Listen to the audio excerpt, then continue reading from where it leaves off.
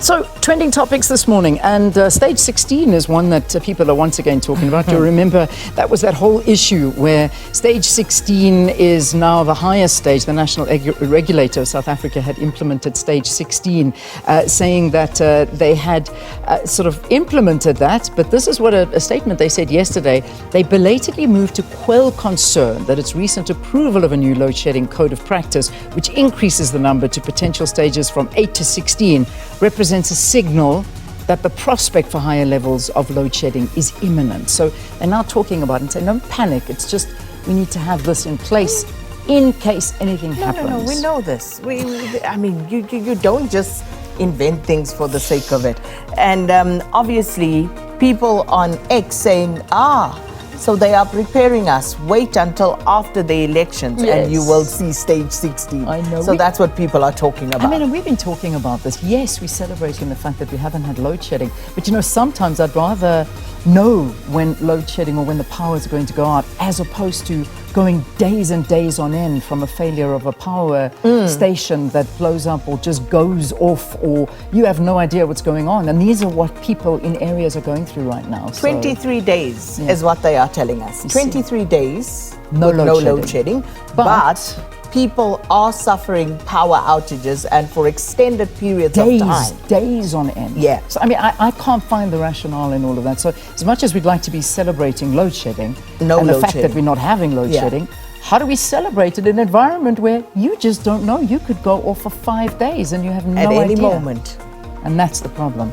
Yeah. All right, let's move on to Malema.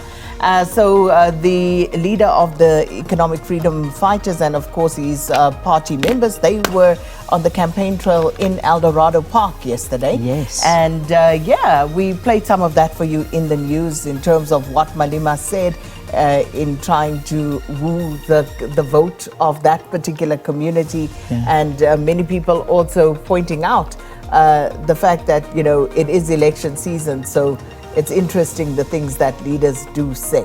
They'll do anything for the vote. They really will. So he was out and about doing you know, the most, trying to get the votes in, and also the coloured vote. The coloured vote.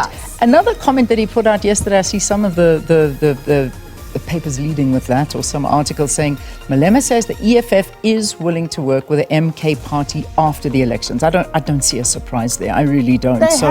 They've always been saying they're saying we don't have a problem with former President Zuma while he's on the campaign trail, and he said that he will work with them and we'll have absolutely no problem. And we know this. I mean, this is not anything new. With the ANC and I'll work with anyone. Exactly. We can't wait to see how it all pans out. That Lego pack.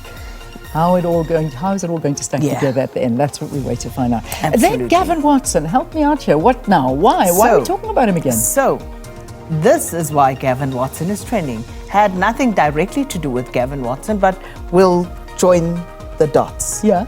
So this tweet, in fact, it was an article in the Mail Online, the Daily Mail Online. And the headline there, German US supermarket billionaire 64 who disappeared hiking on the Matterhorn was declared dead. And he is actually believed to be living with his 44-year-old mistress in Moscow. So this guy was training in the Alps for some competition in Switzerland, and then he disappeared. And his family then said, well, there's no indication that he's still alive. He's worth about over 5 billion pounds. Oh, wow. So he disappeared, and then someone seemed to have recognized him in Moscow. Yes. And of course, our netizens bring up were on it, and they like Gavin Watson. Oh my gosh. But then it gets even curiouser, because then some people say, okay, at least for Gavin Watson, we saw people around a coffin, at least there was a eulogy given. Something happened. What happened to Marcus Jooste? Yeah. And this is what people are asking. Did we even see a coffin? No. We saw nothing. We saw nothing.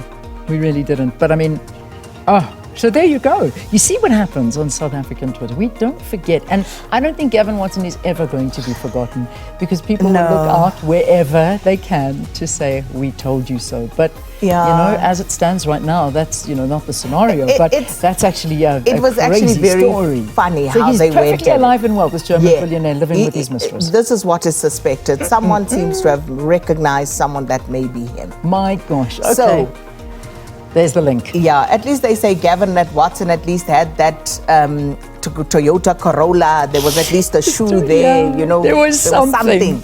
But we leave it there.